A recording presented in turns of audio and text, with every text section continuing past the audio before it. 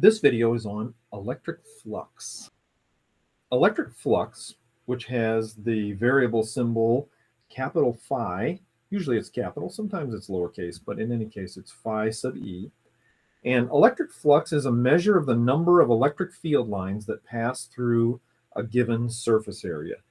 And this word pass here, we might say pierce, could be another term for that. Slightly more blue collar, poke through. These electric field lines need to poke through the surface, not just skim it. Two ways that electric flux can be represented are these equations here. We'll talk about those later on in this lesson. Point number one here, the area vector A, or the differential area vector dA, has a direction because it's a vector. Relative to the surface, this vector points at right angles. So that seems a little bit strange, saying that area is a vector, but we can say that if we want. And the direction that an area vector has is right angles to the surface, right angles to the window, like an arrow that is embedded in a shield. Here's a repeat of these equations above. When is it appropriate to use equation 1? You would want to use equation 1 when the electric field is constant and the electric field and the area that is being poked through are oriented at a constant angle relative to each other. That would be when you want to use equation number 1 here. Shown at right is a window-like surface. There's an electric field E indicated by the dots directed out of the page, so it's coming out toward us. If we wanted to calculate the electric flux through the surface, which equation would we use and why? We would want to use equation 2 here, and that's because the electric field is not constant throughout the entire window area. If it were constant, all of these dots would be evenly spaced, and they aren't.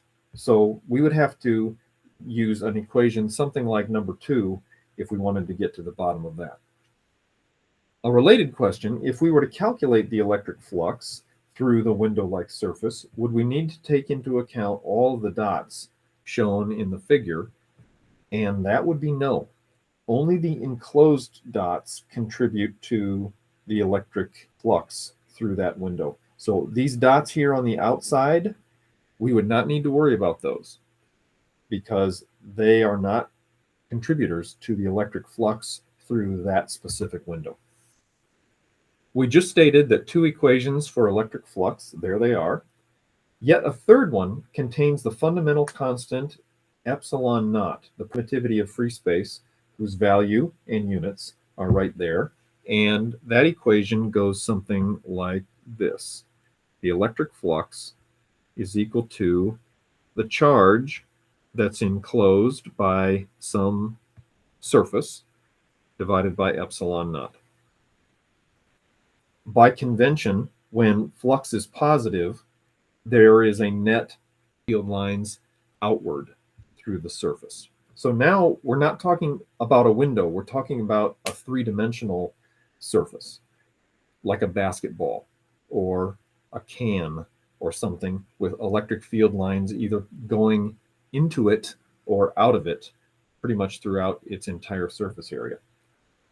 Based on the part 5 equation, what is the one thing that determines the amount of electric flux through a closed surface? And that would be the amount of charge enclosed. The amount of charge that is within this closed surface. Again, we're talking about a 3-dimensional surface now, like a basketball, with charge inside. It doesn't matter how big the basketball is. That's part B here. Does the size of the closed surface affect the amount of flux? No. Does the shape? No.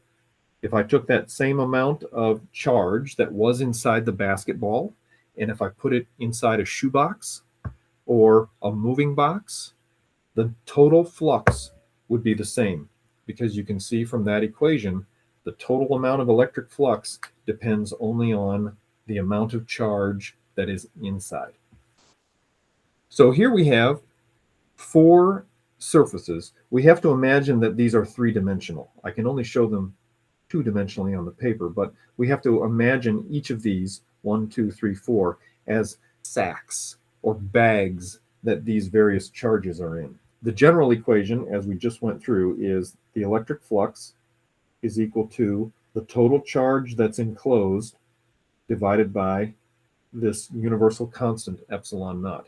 So the electric flux through bag number 1, you can see that surface number 1 encloses all these charges. So here's 4, 5 positives and 2 negatives. That's plus 2q over epsilon naught. And that flux is directed outward. The electric field lines, there would be a net flow of electric field lines out. How about for surface number 2? Same thing. What is enclosed in bag number 2? Well, we've got 4 plus 1, so that's positive 5q over epsilon naught. Again, directed outward. How about the flux through surface or bag number 3? It's going to be the charge that's enclosed. And what will that be? I'm seeing plus q and minus 3q. So that's a negative 2q over epsilon naught. And lastly, the flux that is going through surface number 4. Surface number 4 just has plus q in it. There we go. The reason that the size of the surface doesn't make a difference is because even if the surface is bigger, the electric field will be weaker at each point, but the surface area will be bigger. And so those will exactly cancel out. So it doesn't matter. This bag number 4 here, if we were to shrink that down so that it's just barely on the outside of this plus q, or if bag number 4 looked like that, if that's the only charge inside, the flux is the charge that's enclosed divided by epsilon naught.